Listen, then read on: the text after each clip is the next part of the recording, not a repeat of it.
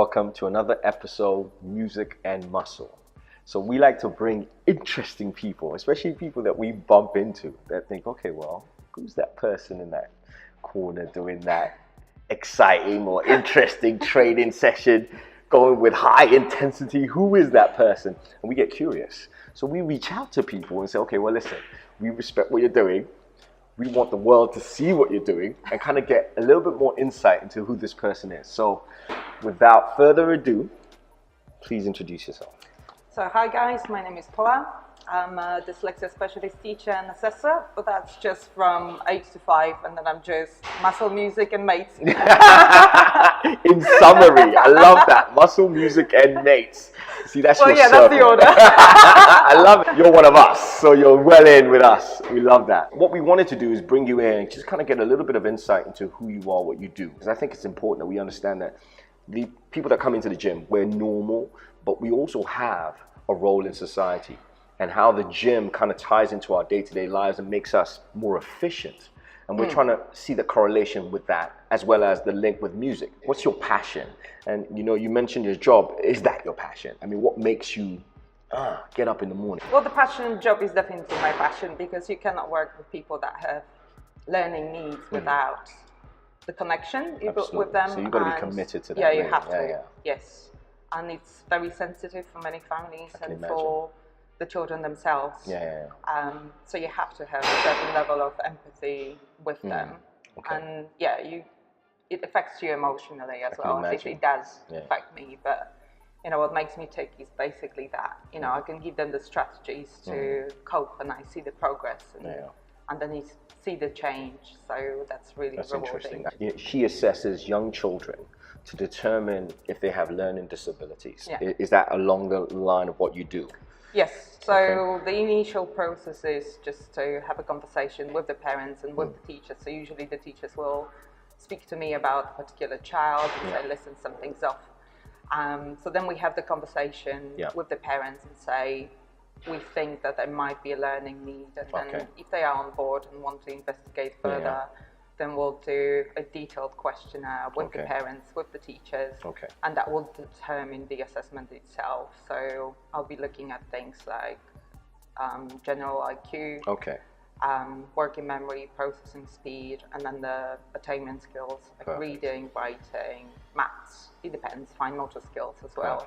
That's so interesting because, we had a young man here last week, Renell, and we discovered that we'd had a perfect interaction with this guy and didn't even know that he had a learning disability. And one of the things that he was mentioning in his interview was the support he got from people like you in terms of getting him to where he's at the second year of uni at this point, and his life is progressive. So we definitely have to acknowledge that you're doing something fantastic, because we've had a product of that process on our show. And it's amazing that you can put your energy into that, because you have to be quite patient and you have to be quite, the empathy level has to be quite amazing. So we know the kind of person, we're starting to paint a picture now, the kind of person you are, because you have to really kind of care to do that kind of job. What drives you beyond that as well? Well, it's, I think, in terms of training, it comes from within. I'm quite naturally very motivated and and driven, and I want to achieve my goals. So that's one of the things we actually see, because not everyone can train by themselves and kind of push themselves to the highest point when they're training themselves. Do you see what I mean? Like people need a trainer, or they need a coach, they need a training partner. But I see you, or Glocken and I see you, and you go hard by yourself. So I can see that. And she's what? Oh my God, the morning crew, amazing family. We go in hard anyway. No airs and graces. You're coming in and you're doing your session, you're banging it out. It's amazing to see the early morning people, and you can see that, they're training hard. They're training, And no disrespect to the late night guys. I'm sorry. It's not me. Sorry. There's a lot of respect from our perspective for you.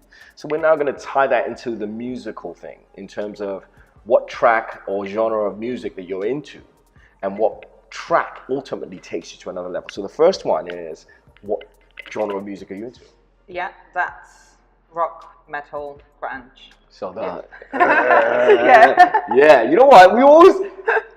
Okay, hip hop, we have a mosh pit. All right, that's the closest thing to rock. Because I've never really been a rock person. I'm more hip hop than rock. But I think there are similarities when it comes to high energy music. You see what I mean? I remember Onyx back in the day, and we used to go in there, and everyone like slam, and it was that parallel. So we've always had the affinity for rock music deep down. So what kind of artists do you listen to? I like a band called The Perfect Circle. Okay. Placebo. So these are the your main, your go-to. My go-to is Slipknot and Marilyn Manson as well. Okay, all right. Marilyn Manson.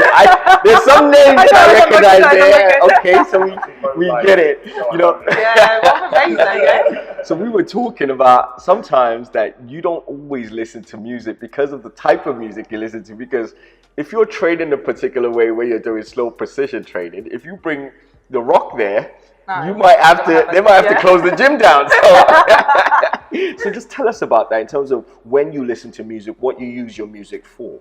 I listen to music every single day on my way to work. It's a good setup. Like, you know, I need the Don't energy. kill anyone at work. So, no, it's not. It's really positive. I know that people see it as negative because the music is full of pain, I'd say, and it's it's about the sort of maybe the darker side of our life.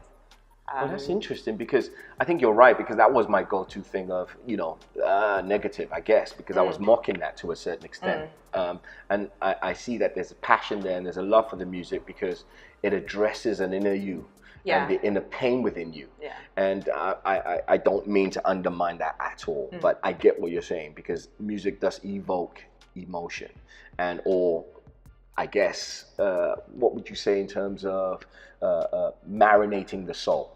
So from your perspective, you're listening to music, going to work, and we might think what does it do for you? It just gives me the energy and I guess the drive to do better. Okay. And I think that's why we talk about music, because I think everyone listens to their own type of music and it moves them in their own type of way.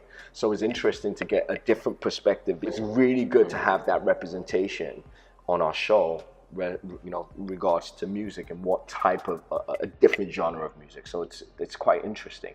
So for your push-up challenge, what track is your go-to track that's going to make you do as many push-ups as possible? Slipknot Duality or Limp Bizkit, Break Stuff. Oh, I actually like Limp Bizkit as well. I like.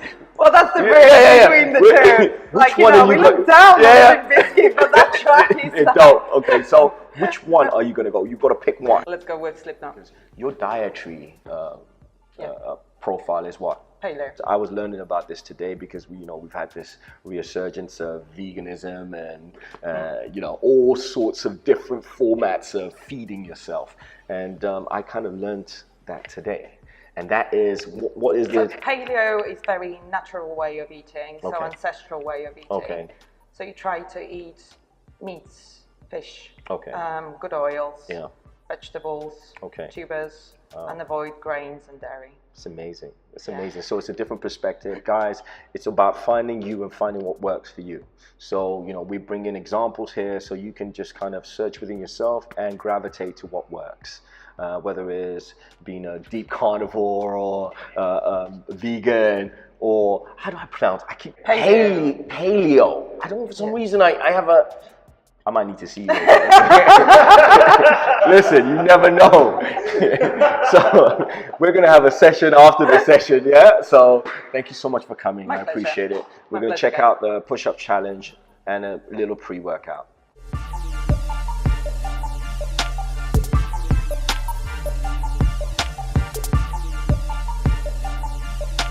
Yeah, by the way, Devour is dying over here, guys. As you can see, just completely dead.